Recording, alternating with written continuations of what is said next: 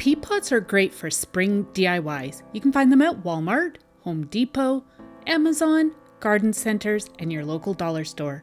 Hey, it's Donna here, and I've got a bunch of these peat pots on hand for some spring DIYs. I'm going to be using this cream color. It's kind of like an antique white, and I'm going to be painting the base of this large pot right up underneath the rim.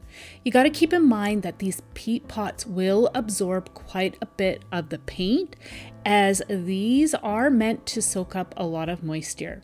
So I painted the entire pot base and I allowed it to dry. I'm going to be using this beautiful spring napkin that I had on hand to do some decoupage. I just needed to remove the back layers. There was 2 plies, and I'm using tape to lift those layers off of that beautiful pattern that we have. Of course, feel free to use any pattern napkin that you have on hand. I'll be using a round paintbrush and some water. You just want to make sure that your paintbrush has a nice fine tip at the end. I'm going to outline the image that I would like to use. I have to say, this technique is awesome. I never used to use it. I used to just tear out my image, and I never got an accurate outline like I do with this particular technique. I honestly can't remember exactly where I've seen it, but I have seen lots of crafters use it since I discovered it. So I'm just going to tear out my image once I have it all outlined with the water, and you can see how easily that tears away.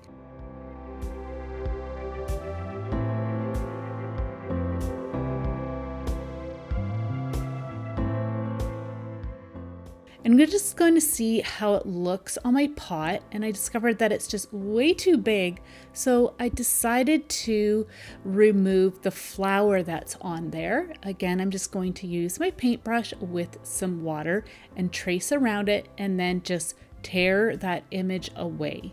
You can see that that bird fits on there so much better.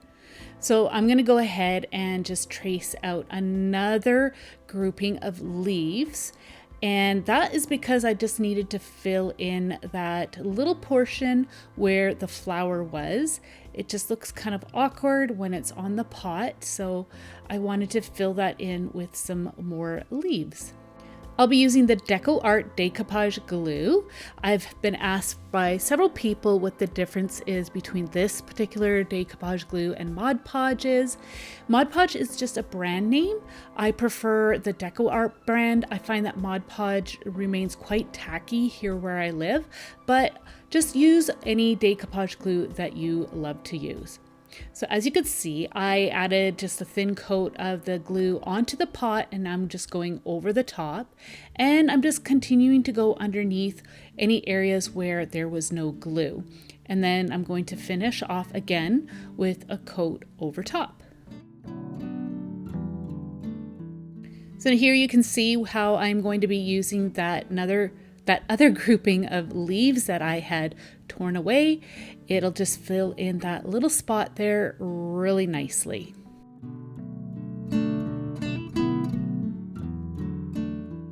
So I'm going to be using my scissors to trim off any excess. I didn't want to rip it. I didn't want to accidentally pull the rest of the image off of my pot. Here I have decided to add some more leaves all over the pot. I just felt like it looked a little unfinished just having the bird image, but of course feel free to decoupage any way that you'd like depending on the image that you have on your napkin. So I have all the images I wanted to use on my little pot, and now I'm going to go over the entire piece with a coat of the decoupage glue. I just wanted to make sure that I had a nice even surface all over my pot. You can then set it aside and allow it to dry well. I have this beautiful daisy trim that I picked up from the thrift store, and I'm going to add it to the rim of the pot. Now, as you can see, it is a straight line, and I should have cut all the individual flowers off and then applied them, but I just left them for the most part intact. I did remove some of them off of the strand, but I should have removed them just to give it a bit more of a natural look, but it is what it is. I can go in afterwards and change it up if I find that I don't care for the look. So I'm just going to continue to glue these on all the way around until I have the rim covered. You could add some faux flowers or some leaves. You could even add some other trim or lace. It would be so pretty. So here you can see I'm just cutting a few individual ones, and then I'm going to continue to fill in the back with those pieces until I've got it all covered up.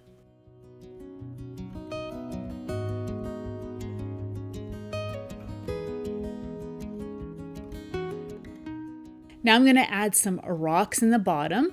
I am needing to add a little bit of weight. I am using just a touch of hot glue because I just didn't want the rocks to roll around on me while I am working on this piece. Next, I'm adding a piece of scrap dry floral foam, and I'm just trimming it down to size. I like to just throw the scraps in the bottom if I can. That just kind of helps to elevate the inside. Next, I'm just going to use some hot glue and I'm going to put the foam block into place. So for a natural touch, I am adding this branch that I had foraged, and you can see that it's got lots of forks in the branch. I needed to trim it down to size. I'm going to poke it into the foam first, and then I will be adding a bunch of hot glue into the hole and then placing the branch back into that hole. It's really important to hold this branch in place until the glue sets because it can fall over if you don't hold that into place. The glue is all set up, and now I'm just going to trim down my branch. As you can see there, I have a little mini wreath, and I am actually going to be using that as a nest base. So I'm just figuring out my placement where I would like the little wreath to sit, and I'm removing any of the branches that are in the way. I want it to sit in the forks just like a natural bird's nest would sit in a tree. Next here, I am using some Spanish moss, and I'm going to fill in the wreath using that moss to give it a natural looking wreath look. And again, I'm just figuring out my placement and just going to cover up that little bare spot there with some Spanish moss. I just didn't like the way it was looking. I filled that in, and now I'm going to go ahead and place a bit of glue on the underside of our wreath just to make sure that the moss will all stay into place. So I'm just pushing that down to create a nest base. And now I'm going to add some hot glue onto the branches and put my wreath into place. So I do like to go foraging a lot, especially in the springtime. So I'm hoping to have a video for all of you once the snow has all melted. Once you have your nest in place, you can go ahead and add more glue as needed. And here I have decided to cover up the entire wreath. I just thought it looked a little bit out of place. So I'm going to cover it up with the moss. I'm just, again, using some hot glue to cover that up. And that also covers up any of the hot glue that may be showing. So now I'm just taking some scissors and I'm trimming off any of the little excess little straggly ends just to give it a little bit more of a cleaner look. So I decided to go and add a few more little branches into the nest, again, just for a bit more of a natural look. This is optional, you don't have to do this, but I just thought it kind of finished it off nicely. So now it's time to work on the base of our tree. As you can see, I just have that foam showing. I wanted to fill that in with some green moss. I figured the green moss would look like the forest floor or maybe a grassy lawn. So I'm just using hot glue just a little bit here and there and pressing the moss into place to cover up that foam. Next, I've got a selection of some florals that I had in my stash. These are from Dollar Tree. I think they're still available from what I can remember. I'm just going to add those by adding a touch of glue. And then, as you can see, these little roses actually match the little bird really nicely that's on the decoupage.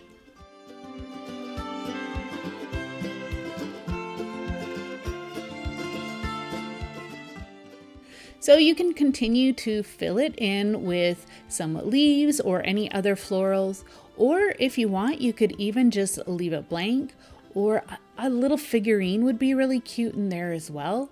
I know Dollar Tree has some really cute little figurines in their gnome garden section, so I would definitely check that out. Once you have the base decorated the way you like, you can then add a cute little bird to your nest. I happen to have a bird that matched our little napkin so nicely. I just used some hot glue and pressed the little guy into place. Now I'm just going to add a few leaves and a flower to the nest just to help balance it off and just for another decorative little touch. Of course, this is optional. You could add anything you would like to the nest, or you could even just leave it plain. I have to say, I love the way this turned out. Perfect for some spring decor.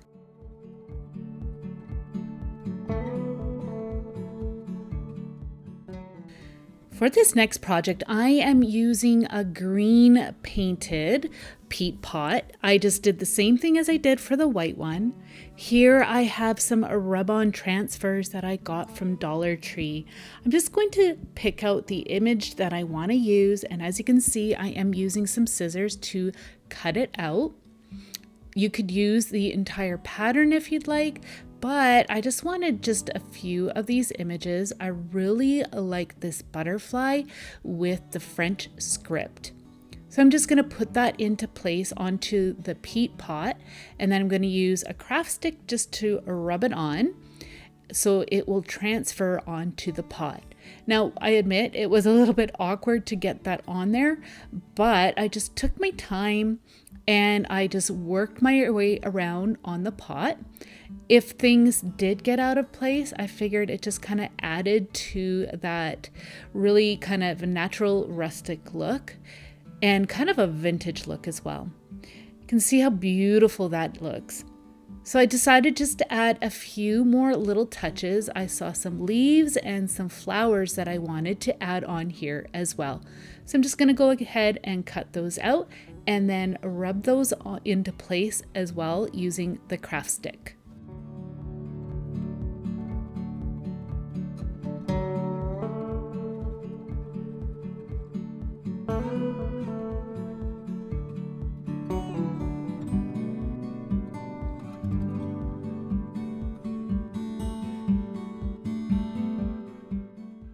So you can see how well those rub-on transfers work on these pots.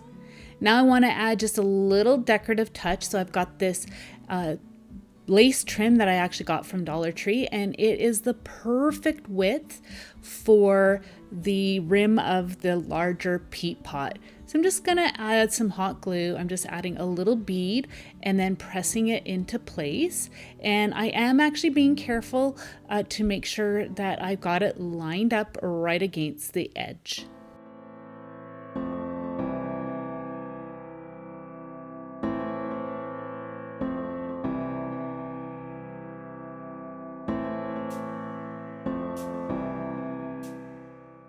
So when you get to the end, you are going to want to just snip off the end.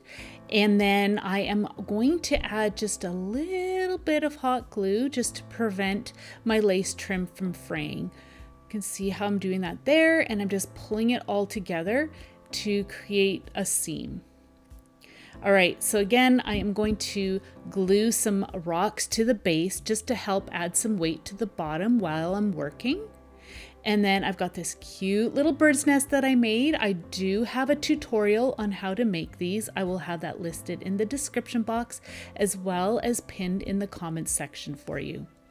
So I'm just going to figure out the placement, and then I'm going to add just a bit of hot glue to the rim, and I'm going to put the nest into place, and I'm going to hold it there until the glue sets.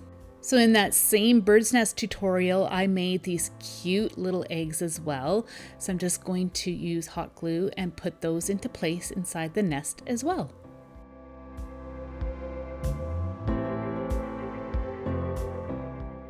So I decided that I wanted to add just a few more little branches in the nest as well, just because there wasn't a whole lot at the base of the nest where you could see that it was sitting on the rim. So I just wanted to carry those down just a little further, again, just to create a more natural look.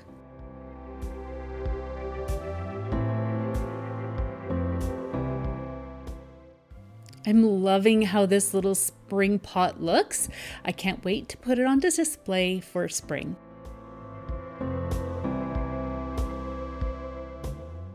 So this time around, I am using a little pot, and I am going to be using these leaf rub-on transfers for this particular project. Again, I got these from Dollar Tree, and I'm going to be cutting the images that I want to use out. I'm not sure if Dollar Tree has these particular rub-ons anymore. I know they have other patterns, so I would definitely check out your local store. So again, I'm just going to use my craft stick and I am going to transfer those into place. And then I am going to go ahead and add some more little leaf patterns all over the pot until I get a look that I'm happy with.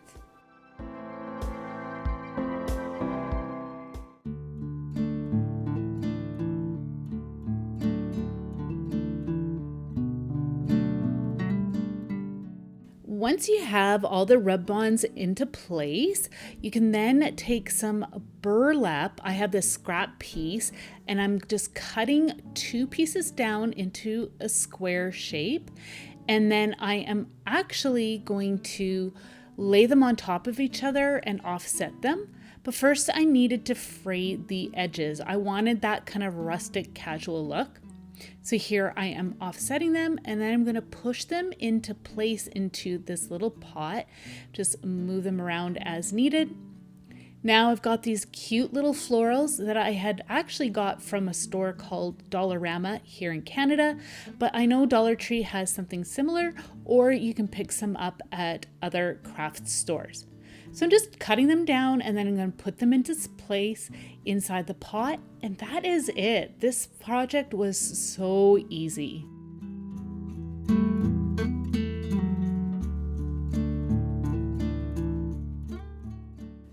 So I love to use birch bark in my nature-inspired projects. I have this large sheet of birch bark that I had foraged, and I'm peeling off the thin layers just so I can have some nice pieces to use to cover up my pots. Now, if you don't have birch bark, you could definitely use some scrapbook paper, or I would even try decoupaging some fabric. So I'm going to be using my hot glue gun to apply the birch bark paper onto my little pots. You can see it tears very easily, and if you can't tear it because it's a little bit too thick, you can definitely use scissors. I'm just going to apply some hot glue, and then I'm going to press the birch bark into place. And as you can see, I am working in sections. Now, you'll want to work in sections because this isn't going to wrap right around your pot evenly. Here I am having to just trim it down a little bit so it fits right underneath the ledge of our pot. So I'm just going to continue to sort through my pieces and kind of create a bit of a puzzle. You'll also want to overlap some of your pieces as well to create a more natural look. So I'm actually curious, for those of you who do not live in British Columbia, Canada, what type of things do you like to go foraging for? Leave a comment down below. It just helps me to know what other people have to forage. So here's a piece that has a straight edge that I am cutting. You'll want to take that edge and tuck it up underneath one of the natural edges that you have from another piece of bark. That way here, again, it creates a more natural look. So I'm just going to continue to carry on and add the birch bark until my pot is covered completely.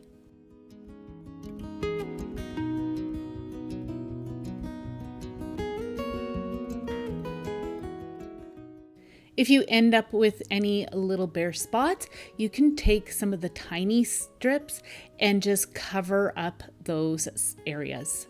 Once your pot is all covered, you can take your scissors and just trim off the bottom so then the base will sit flat. As you can see, I have 3 pots here, all decorated with the birch bark. And now I'm just cutting some scraps of dry floral foam down to size so that they will fit inside the pots. You can glue them into place, but I didn't bother. Here I am now going to fill them up with a bit of moss.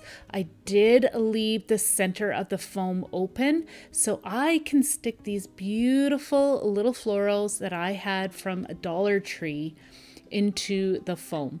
I didn't bother to glue these into place either. I don't always glue everything into place, so I can take things apart and reuse them as needed. So these particular florals are actually from I think 2 years ago. I'm not sure if Dollar Tree still has them. I'm sure they do. It seems like they come out with some new ones every year. I think they're just absolutely gorgeous.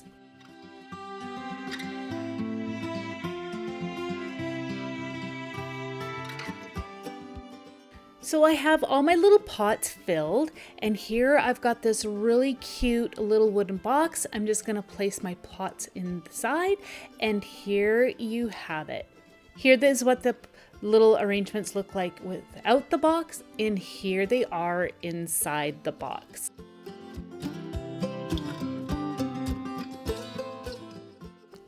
I have this beautiful sea spray blue paint. It is almost like a robin's egg blue. It is gorgeous for springtime.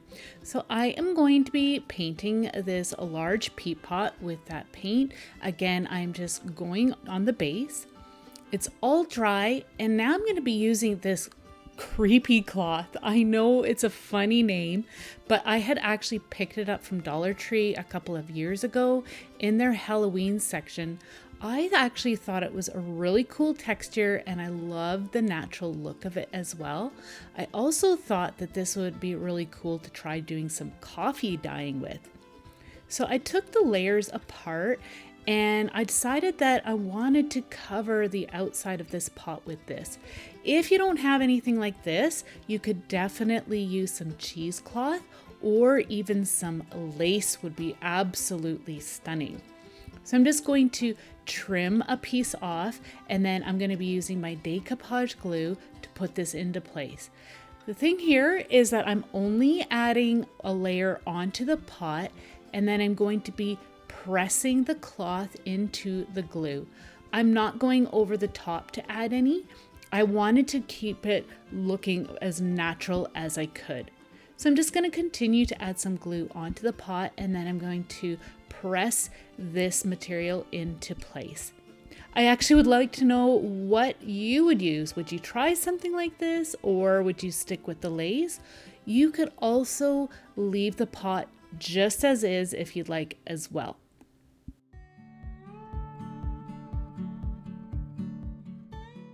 So as I was working with this, I did end up having to trim off the bottom a little bit as I was going around until I got all the way to the end.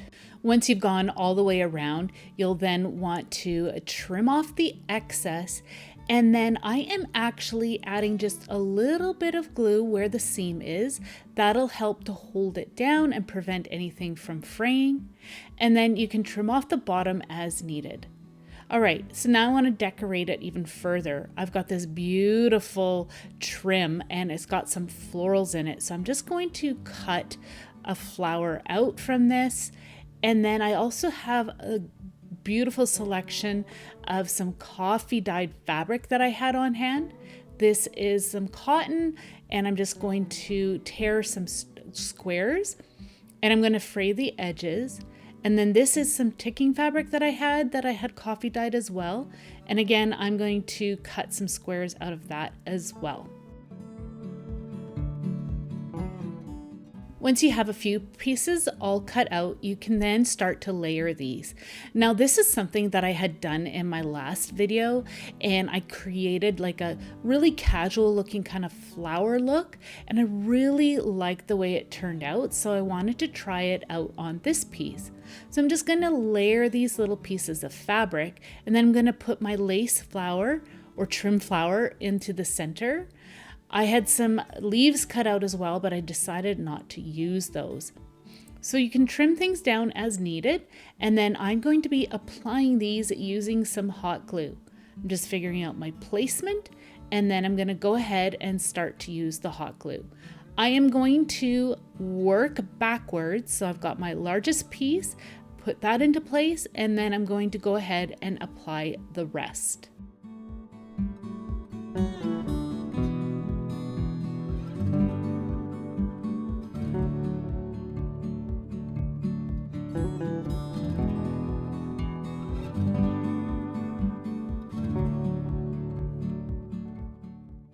If you find that the fabric isn't quite sitting properly onto the pot, you can go ahead and add some more hot glue and put things into place as desired.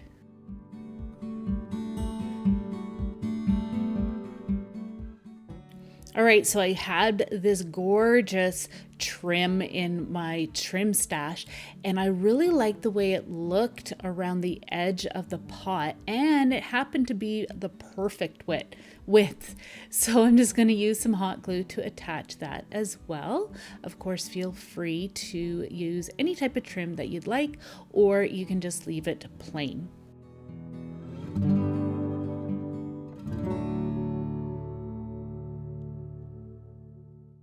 So I wanted to add a little center to my flower, so I've got these beautiful vintage buttons, and I'm just trying to see which one I like the best. I had this cute little flower button. I'm like, oh, that'll work perfectly, so I'm just adhering that with some hot glue. And now I'm taking a flat back pearl, and I'm going to paint one of them with the sea spray paint that we had used on the pot. I wanted to create a little center for the flower button, and I thought that would finish it off nicely. I'm just allowing the little pearl to dry. In the meantime, I am going to be using this jute wire that I had found at, I believe it was Dollarama. I know I have seen something similar in Dollar Tree as well. I'm just going to cut a piece down, and then I'm going to just fold the tips. And the reason why I'm doing that is just so that there's a little bit more of a base to glue to the inside of the pot. You'll want to find the center on both sides of your pot and then add some hot glue and press the ends into place on both sides. And you'll want to make sure you hold those into place until the glue is set. Go ahead and add some extra glue as needed.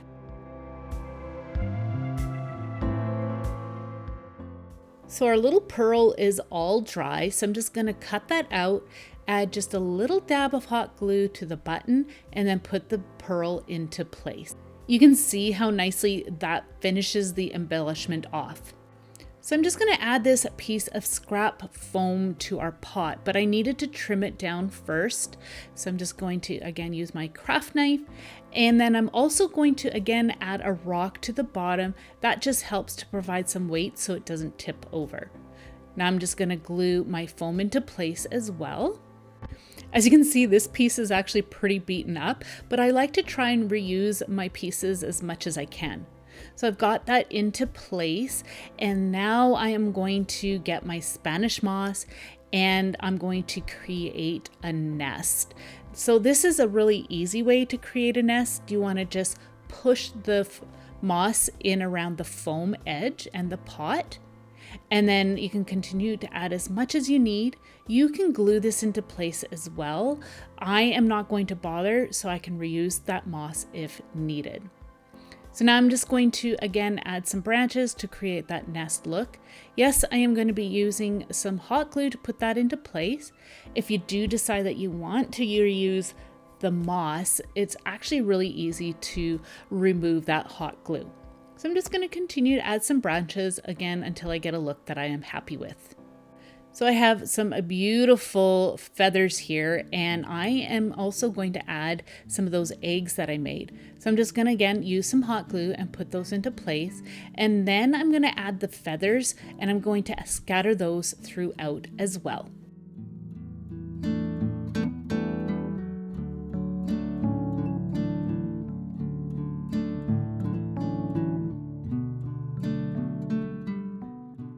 So for another little touch, I am going to tie on some of the coffee dyed ticking fabric that I had. This was just a little scrap that I had on hand, as well as a piece of this lace.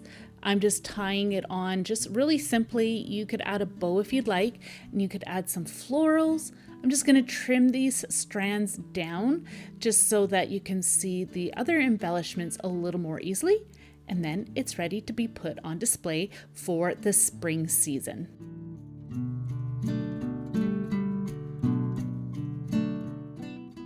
If you're looking for some more spring inspiration, you'll definitely want to check out this video here to the right. I want to thank you all so much for joining me today. Let me know what your favorite project was in the comments below. We'll see you in the next one. Bye!